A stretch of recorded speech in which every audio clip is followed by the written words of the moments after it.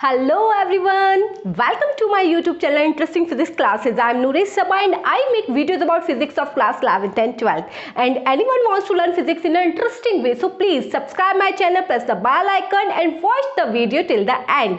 Now let's start our lecture number 3, which is from chapter number 2, Units and Measurement. And today's topic is the Dimensional Analysis. नया topic start हो रहा है आपके सामने, लेकिन इस टॉपिक से घबराने की या डरने की कोई ज़रूरत नहीं है। बहुत ही आसान टॉपिक है। बस आपको करना क्या है कि आपने जो प्रीवियस चैप्टर में जो पढ़ा था, these are the system of units, okay, आपको डायमेंशनल को सिस्टम ऑफ यूनिट से कंपेयर कर देना है। बस बहुत आसान है किसी भी फिजिकल क्वांटिटी का डायमेंशन फाइंड आउट करना। ओके, सिस्टम ऑफ यूनिट में आपने 7 फंडामेंटल क्वांटिटीज़ के बारे में पढ़ा था और 2 सप्लीमेंट्री क्वांटिटीज़ के बारे में पढ़ा था। वहाँ मैं आपको पहले ही बता चुकी थी कि जो आपकी सप्लीमेंट्री क्वांटिटीज़ हैं वो डायमेंशन लेस क्वांटिटीज़ हैं, उनकी डायमेंशंस नहीं होती हैं। सिर्फ 7 फंडामेंटल क्वांटिटीज़ की ही डायमेंशंस होती हैं। ओके, अब how can we write the dimensions of these fundamental quantities with the help of a unit? कैसे लिख सकते हैं वो हम देखते हैं। Clear? Now we have a 7 fundamental quantities. कौन कौन सी हैं आपकी? Length, mass, time, electric current, temperature, luminous intensity and amount of substance. You want to write the dimensions of these fundamental quantities. Okay, तो आपको सबसे पहले क्या करना है कि आपको जो सबसे स्टार्टिंग की जो 3 फंडामेंटल क्वांटिटीज़ है, this is length, mass and time, इनकी डायमेंशन लिखने के लिए आपको सिर्फ इनका जो पहला अल्फ़ाबेट है इसको याद रखना है। ओके, लेंथ में जो पहला अल्फ़ाबेट है क्या है? एल। तो what will be the dimension of a length? This is L. Okay, mass का पहला अल्फ़ाबेट एम, तो what will be the dimension of a mass? This is M. Okay, time का पहला अल्फ़ाबेट टी, तो what will be the dimension of a time? This is T. Clear? तो length, mass और time की जो dimension याद हो गई। अब आपको क्या करना है? You want to learn the dimension of 4 fundamental quantities. आपको इनकी याद करनी है। तो इनके लिए आपको क्या करना है? आपको सिर्फ इनकी यूनिट याद रखनी है। अब इलेक्ट्रिक करंट की यूनिट एम्पियर होती है तो इसकी डायमेंशन भी ए होगी। टेम्परेचर की यूनिट केल्विन होती है तो इसकी भी डायमेंशन के होगी। ल्यूमिनस इंटेंसिटी की कैंडेला होती है यूनिट, तो इसकी डायमेंशन भी कैंडेला CD ही होगी। ओके, अमाउंट ऑफ सबस्टेंस की मोल है तो इसकी भी डायमेंशंस मोल होगी। Okay, this is the best way to learn the dimension of 7 fundamental quantities. Clear? अब नेक्स्ट आता है कि what is the method to write the dimension of any physical quantity. Okay, कुछ ना कुछ तो मेथड होगा ना, कि मैंने कहा कि आप यूनिट्स इसका कंपेयर कर दीजिए, लेकिन डायमेंशन लिखने का एक तरीका है। अब तरीका क्या है डायमेंशन लिखने का? तो मेथड नंबर 1 में पहला रूल ये आता है कि you have to write the dimension of any physical quantity in a square bracket. Clear? किसी भी फिजिकल क्वांटिटी की अगर आप डायमेंशंस लिखना चाहते हैं तो वो डायमेंशन हमेशा स्क्वायर ब्रैकेट में ही लिखी जाएगी। इधर देखिए, मैंने सभी की डायमेंशन को स्क्वायर ब्रैकेट में लिखा है। ओके, सेकंड क्या है कि if you want to write the dimension of any physical quantity तो you have to write in the form of MLT। Okay, MLT के फॉर्म में ही आपको दी गई फिजिकल क्वांटिटी की डायमेंशन को लिखना है। कैसे लिखना है अब वो देख लेते हैं। You can take the example of a force. You want to write the dimension of a force, आपको फोर्स का डायमेंशन लिखना है। तो फोर्स का फॉर्मूला क्या होता है? That is mass into acceleration. तो सबसे पहले आप क्या करिए, आप इसकी यूनिट लिख दीजिए इन the term of the fundamental unit. Clear? वैसे तो फोर्स की यूनिट क्या होती है? न्यूटन होती है, वो नहीं लिखनी है आपको इसकी यूनिट लिखनी है फंडामेंटल यूनिट के टर्म में। बस इस चीज को आपको ध्यान में रखना है। ओके, तो मास इनटू एक्सीलरेशन, तो मास की फंडामेंटल यूनिट क्या हो जाएगी? दैट इज किलोग्राम, और एक्सीलरेशन की metre second to the power -2। इतना हो गया। अब देख लीजिए कि किलोग्राम के लिए डायमेंशन कितनी होगी? That is m। मीटर के लिए दिस विल बी L, और सेकेंड के लिए this will be T to the power -2। तो what will be the dimension formula for the force? तो F इज इक्वल टू कितना हो जाएगा? That is MLT -2 in a square bracket. अब आप कह रहे होंगे कि मैम इसमें तो M प्रेजेंट है, L प्रेजेंट है, तो that is why I am writing in the form of MLT की फॉर्म में हमने इसको लिख दिया। लाइक सेकंड आप एग्जाम्पल ले लीजिए कि you wish to write the dimension of a angle. आप एंगल की लिखना चाहते हैं, तो एंगल इज इक्वल टू कितना होता है? Arc upon radius. तो दोनों ही किसका मेजरमेंट करेंगे, लेंथ का मेजरमेंट करेंगे। लेंथ की यूनिट क्या होती है, मीटर होती है, तो आपने यहाँ पे मीटर्स को लिख दिया, आर्क की यूनिट मीटर लिखी, रेडियस की भी यूनिट आपने क्या लिख दी, मीटर। दोनों एक दूसरे को कैंसिल आउट कर देंगे तो इट विल बी 1। तो what is this, it means angle is a dimensionless quantity, इसकी कोई भी डायमेंशन नहीं है। तो अब आप इसको कैसे लिख देंगे, in the form of the MLT। तो MLT के फॉर्म में अगर आप इसको लिखेंगे तो you have to write m to the power 0, l to the power 0, t to the power 0 in a square bracket. This is the right way to write the dimension of any physical quantity. You can also take the example of the specific heat. अब specific heat की आपको dimension लिखनी है तो कितना हो जाएगा, that is heat upon mass into temperature, ये फॉर्मूला होता है स्पेसिफिक हीट का। तो इस हीट इज इक्वल टू कितना होता है, दैट इज अ एनर्जी, और एनर्जी इज इक्वल टू क्या होता है, that is a work done. Okay, तो अब मैं वर्क डन का अगर मैं यहाँ पे यूनिट लिख दूँ in the term of the fundamental unit, तो वर्क डन के लिए कितना हो जाएगा, that is the force into displacement. तो फोर्स की यूनिट क्या है, that is kilogram metre second to the power -2, and displacement this is metre. And what will be the unit of a mass, it is kilogram, and what will be the units of a temperature, it is Kelvin K। Okay, अब यहाँ देख लीजिए, आपने इसको solve out किया, solve out करने के बाद ये यूनिट निकल कर आई है। अब इसके अंदर मास नहीं है, but you have to write the dimension of a specific heat in the form of the MLT। MLT के फॉर्म में लिखेंगे तो देखो यहाँ मास नहीं था, लेकिन मैंने मास को भी लिखा है यहाँ पे m to the power 0, क्लियर। एंड लेंथ मीटर यहाँ पे दे रखा था, that is l square t to the power -2 and k to the power -1। This is the right way to write the any dimensional formula. अब आप चाहते हैं कि आप सभी फिजिकल क्वांटिटीज़ की डायमेंशंस को तैयार कर लें। ओके, तो यहाँ पे सभी फिजिकल क्वांटिटीज़ की डायमेंशंस को लिखना पॉसिबल नहीं है। You have a book, NCERT की बुक है, उसके डायमेंशन एनालिसिस का जो चैप्टर है उसमें ऑलमोस्ट सभी फिजिकल क्वांटिटीज़ की डायमेंशंस लिखी हुई हैं। ओके, और किस तरीके से लिखी है वो भी वहाँ पे बहुत अच्छे से समझाया गया है। You have to take a book, और उस बुक से आप सभी की डायमेंशंस को रिवाइज कर लीजिए, पढ़ लीजिए किस तरीके से उसमें लिखा गया है। ओके, अब यहाँ बात करते हैं कि कौन कौन सी आपकी फिजिकल क्वांटिटीज़ हैं, ओके, जिन पर जो कि डायमेंशन पर बेस करती हैं और कौन सी डायमेंशंस पर बेस नहीं करती हैं। तो we have 4 types of quantities. कौन कौन सी हैं, पहली है आपकी डायमेंशनल वेरिएबल्स। अब डायमेंशनल वेरिएबल्स कौन से हैं, वो फिजिकल क्वांटिटीज़ जिनकी वैल्यू वेरी करे और उनकी डायमेंशंस भी हों। ओके, तो such a quantities are known as a dimensional variables. Like force है, अब फोर्स की वैल्यू कांस्टेंट तो नहीं होती है ना, वो वेरी करती है, बट फोर्स पजेसेस डायमेंशन, उसकी डायमेंशन भी होती है। तो फोर्स आपका डायमेंशनल वेरिएबल्स में आएगा। Like you can take the example of a velocity, area, और भी बहुत सारे फिजिक्स में आपके फिजिकल क्वांटिटीज़ हैं जो कि डायमेंशनल वेरिएबल्स में आते हैं, जिनकी वैल्यूज़ तो वैरी करती हैं और वो साथ के साथ डायमेंशंस, उनके साथ के साथ डायमेंशंस भी होती हैं। क्लियर। दूसरा आता है आपका डायमेंशनल लेस वेरिएबल्स। ओके, ये क्या होंगी, वो फिजिकल क्वांटिटीज़ जिनकी वैल्यू तो वैरी करेगी लेकिन उनकी डायमेंशन नहीं होगी, वो डायमेंशन लेस वेरिएबल्स में आएंगे। Like you can take the example of a angle. अभी मैंने एंगल की डायमेंशन निकाली थी, कितना निकला था, that is m0 l0 t0। Okay, उसमें ना तो कोई मास का इंक्लूडमेंट नहीं था, टाइम का नहीं था, लेंथ का नहीं था, कुछ भी उसके अंदर नहीं था। तो एंगल जो है वो आपका 0 से लेकर 360 डिग्री तक वैरी करता है, लेकिन उसकी डायमेंशन नहीं होती है। तो वो फिजिकल क्वांटिटीज जिनकी डायमेंशंस ना हो लेकिन उनकी वैल्यू वेरी करे, तो वो आपके किस में आते हैं, डायमेंशन लेस वेरिएबल्स के अंदर आते हैं। You can also take the example of a strain. अभी आपने नहीं पढ़ा इसलिए मैं यहाँ लिख देती हूँ। स्ट्रेन आपका क्या है, that is change in dimension upon original dimension. Dimension से डायमेंशन कैंसिल आउट हो जाएगी, तो what will be, it is 1। तो what will be the dimension of this one, it is a dimensionless quantity, तो you can write it is m0 l0 t0। Third one is the dimensional constant.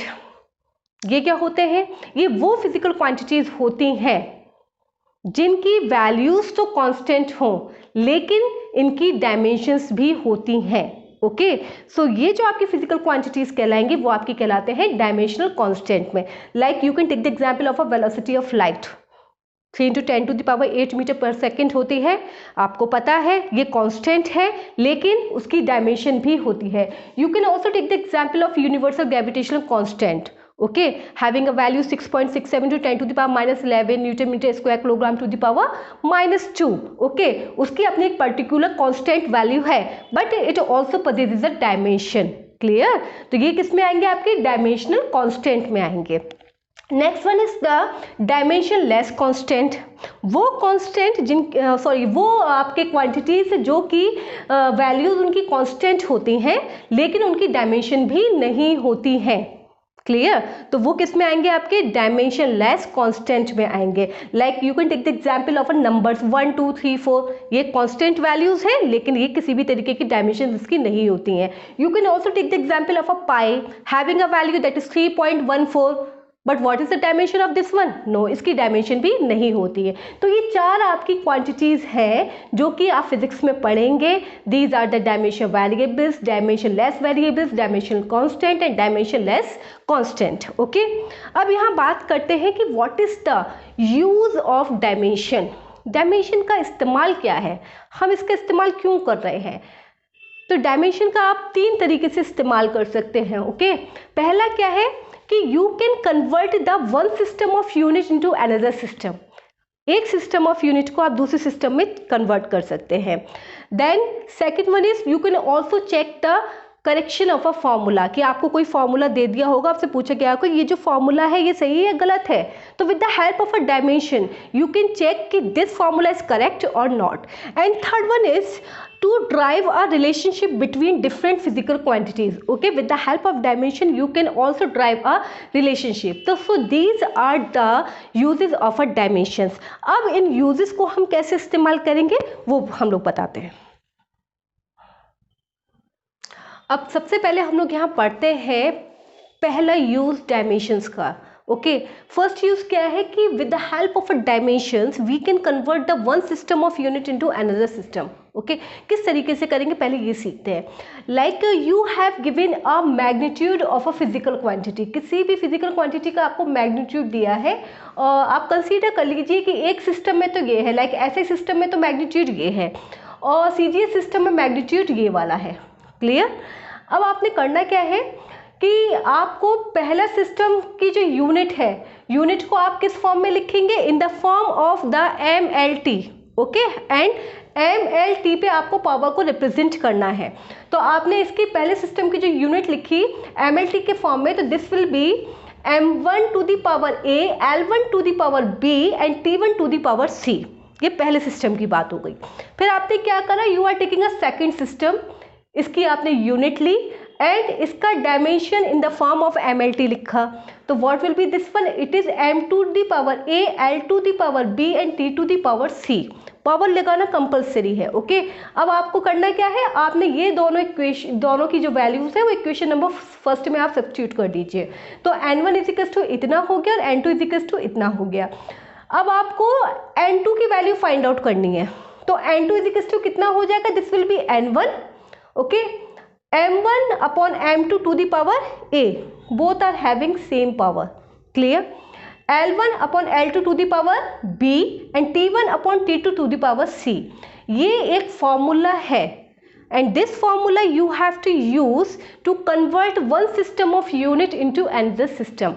किस तरीके से आप इस फॉर्मूले को apply करेंगे? Like you have given a question, कोई एक क्वेश्चन आपको दे रखा है कि आपको कन्वर्ट करना है एनर्जी को जूल में.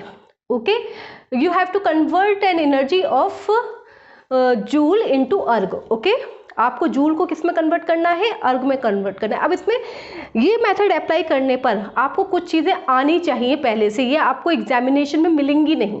क्लियर? अब यहाँ आपसे बात कर रहा है एनर्जी की.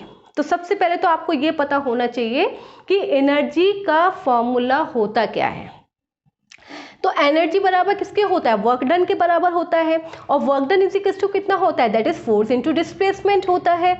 अब यहाँ पे फोर्स की तो आपने यूनिट इन फंडामेंटल टर्म आपने फाइंड आउट कर ली थी, that is kilogram metre second to the power -2. और डिस्प्लेसमेंट की कितनी हो गई? Metre. Now you can write the dimension formula of energy. अब आप एनर्जी का डायमेंशन फॉर्मूला आपने लिखा, तो मास के लिए दैट इज M और मीटर तो L to the power 2 and second to the power -2, this is T to the power -2 in a square bracket. ये काम आपको खुद करना पड़ेगा, ये आपको एग्जामिनर नहीं देगा. क्लियर। तो दी गई फिजिकल क्वांटिटी की डायमेंशन लिखना ये आपका काम है। अब आपको क्या करना है, firstly you have to select a power select करेंगे in the form of A B C. तो ए एम पे पावर कितनी है 1, we can consider it is A, तो A is equals to 1। L पे पावर 2, तो B is equals to 2 and T पे power -2, तो सी इज इक्वल्स टू कितना हो गया -2।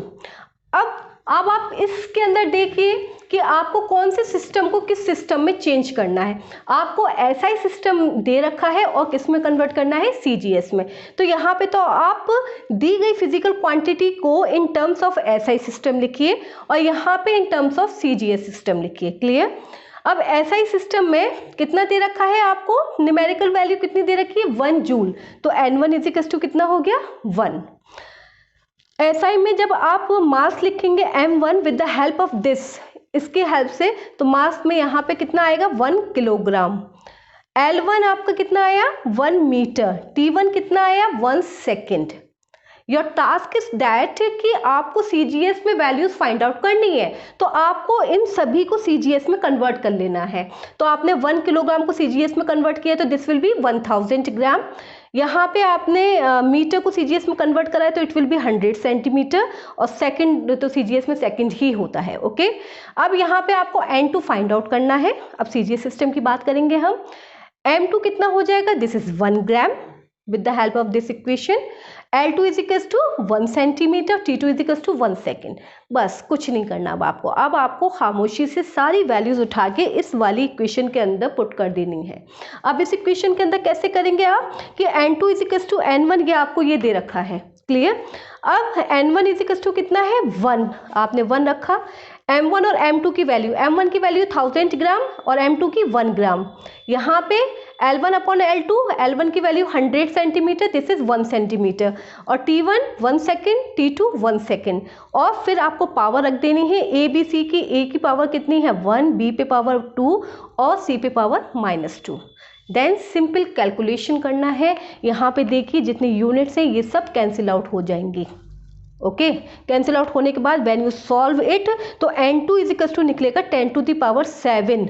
ओके। यहाँ ये इसको अभी हटा दीजिए, तो N2 की वैल्यू कितनी निकल कर आई, that is 10 to the power 7। तो ये कितना है, ये न्यूमेरिकल वैल्यू निकल कर आ गई। Then what will be the relation, तो you have given a 1 joule, you have to convert is in erg में कितना आया, that is 10 to the power 7। Easy. Clear. अब नेक्स्ट क्वेश्चन और करके देखते हैं। ओके, नेक्स्ट क्वेश्चन देख लीजिए। To convert a one system of unit into another system का क्वेश्चन इज दैट कि when 1 metre 1 kilogram and 1 minute are taken as the fundamental units, the magnitude of a force is 36 units. What will be the value of force in CGS system. Okay. आपको SI system में दे रखा है, CGS system में ये आपसे पूछ रहा है। तो पहला टास्क आपका क्या होगा, पहला टास्क ये होगा कि जो भी फिजिकल क्वांटिटी आपको दे रखी है आपको उसका डायमेंशन फॉर्मूला पता होना चाहिए। नहीं पता है तो आप उसको निकाल लीजिए with the help of a fundamental units. Clear. तो अब फोर्स का जो डायमेंशन फॉर्मूला क्या होगा, वो क्या होगा, that is MLT-2। Your second task is that कि you have to find out the power on MLT, कि MLT के ऊपर जो पावर है वो कौन कौन सी है। तो M पे पावर 1 है तो A is equal to 1, L पे power 1 that is B is equal to 1 and T पे पावर -2 तो C इज इक्वल टू -2। ये दो काम आपने कर लिए। अब आपको क्या करना है, आपको एसआई सिस्टम एक तरफ लिख देना है, सीजीएस सिस्टम एक तरफ लिख देना है। अब एसआई सिस्टम में जो न्यूमेरिकल वैल्यू है वो कितनी दे रखी है, दैट इज 36 यूनिट। तो N1 इज इक्वल टू कितना हो जाएगा 36। With the help of this dimension formula M1 is equal to कितना है, that is 1 kilogram, L1 is equal to 1 metre and T1 is equal to यहाँ पे आपको कितना दे रखा है, दिस इज 1 मिनट। ओके। तो T1 is equal to 1 minute, तो this will be equal to 60 second के बराबर हो जाएगा। फिर क्या करना है आपको, सीजीएस सिस्टम में करना है। तो सीजीएस सिस्टम में N2 आपसे पूछ रहा है, M2 इज इक्वल टू 1 ग्राम हो जाएगा, L2 is equal to 1 centimetre हो जाएगा और T2 is equal to 1 second. Next task क्या है आपका कि आपको जो फॉर्मूला बताया गया है कि to convert a one system of unit into another system के लिए कौन सा फॉर्मूला यूज करेंगे, आप उस फॉर्मूले को लिख लीजिए। ओके। अब उस फॉर्मूले को लिखने के बाद N2 आपको फाइंड आउट करना है। ये जो वैल्यूज आपने यहाँ पे निकाली हैं उनको यहाँ पे सब्स्टिट्यूट कर दीजिए। ओके। तो यहाँ पे N1 आपका 36 है, M1 आपका 1000 ग्राम, M2 1 ग्राम है, पावर कितनी है, A is equal to that is 1 और this will be L1 upon L2 100 centimetre upon 1 centimetre, power कितनी है 1, और T1 यहाँ कितना दे रखा है, this is 60 second upon 1 second to the power -2। Then आपके जो ये यूनिट्स हैं ये तो आपके कैंसिल हो ही जाएंगे, सिर्फ ये वैल्यूज आपके न्यूमेरिकल वैल्यूज आपके सामने बचेंगे, आप इसको कैलकुलेट करिए। So N2 will be equal to 10 to the power 3। Okay, easily you can find the another system of unit. एक और क्वेश्चन देख लेते हैं, क्वेश्चन नंबर 3 देखते हैं कि if unit of force, energy and velocity are 20 newton, 200 joule and 5 metre पर second, find the unit of mass, length and time. Okay, अब आपको क्या करना है, आपको मास, लेंथ और टाइम की यूनिट फाइंड आउट करनी है तो ये to convert a unit from one system to the other system से ही थोड़ा सा डिफरेंट क्वेश्चन था, इसलिए मैंने सोचा कि मैं ये वाला क्वेश्चन आपको करा देती हूँ। तो अब आपको सबसे पहले क्या पता होना चाहिए कि दी गई फिजिकल क्वांटिटी की डायमेंशन पता होनी चाहिए। तो पहले आपको फोर्स दे रखी है, तो फोर्स की डायमेंशन mL/t-2, एनर्जी की mL²t-2 एंड वेलोसिटी की m0L/t-1। Okay, and what will be the magnitude of these quantities. Magnitude दे रखा है इसका फोर्स का 20 न्यूटन, एनर्जी का 200 जूल एंड वेलोसिटी का 5 मीटर पर second. Your target is that कि you have to find out the unit of mass, length and time. तो सबसे पहले आप क्या करिए, you can divide second equation by first. आप इसको डिवाइड करिए, तो mL²t-2 divided by mL/t-2 is equal to कितना हो जाएगा, दिस विल बी 200/20। तो यहाँ देखिए m से m कैंसिल आउट हो जाएगा, t⁻2 से t⁻2 कैंसिल आउट हो जाएगा, और l से एक l कैंसिल हो जाएगा। तो अब आपके पास बचेगा क्या, ओनली l। तो l is equal to where you are calculating l, तो this will be 10 metre. Okay, so this is the unit of a length. Now next one कि you have to find out the unit of a time. Time की unit आपको निकालनी है, तो इधर देख लीजिए, you can take the equation number 3 that is L/t-1 is equal to कितना दे रखा है, दिस इज 5। तो l की वैल्यू आप यहाँ से फाइंड आउट कर चुके हैं, this is 10 into t⁻1 is equal to 5। तो t⁻1 की वैल्यू कितनी आ गई, दिस वन। तो t इज इक्वल टू आप जब कैलकुलेट करेंगे तो this will be 2 second. Clear. Now next one कि you have to calculate the unit of a mass. Mass की यूनिट कैलकुलेट करनी है, तो आप इक्वेशन नंबर फर्स्ट पर आ जाइए। इक्वेशन नंबर फर्स्ट आपको दे रखा है, that is mL/t-2 is equal to कितना है, this is 20। Okay, substitute the value of l and t, कि आप वैल्यूज यहाँ पे सब्स्टिट्यूट कर दीजिए, then you can calculate the value of a mass या यूनिट ऑफ अ मास आप यहाँ से कैलकुलेट कर सकते हैं। ठीक है, ये क्वेश्चन है आपके कि how to convert a unit into one system to the another system में जब आप किसी यूनिट को कन्वर्ट करते हैं तो किस तरीके के क्वेश्चंस उसमें निकल कर आते हैं, कैसे कैसे क्वेश्चंस आप उसमें कर सकते हैं। अब आपके पास रह गया है कि how can we derive a formula with the help of a dimensions, and also how can we check the correctness of a formula, कि दिया गया फॉर्मूला आपका सही है या गलत है। इसका डिस्कशन हम लोग नेक्स्ट वीडियो में करेंगे। आज की वीडियो में बस इतना ही। Thank you so much.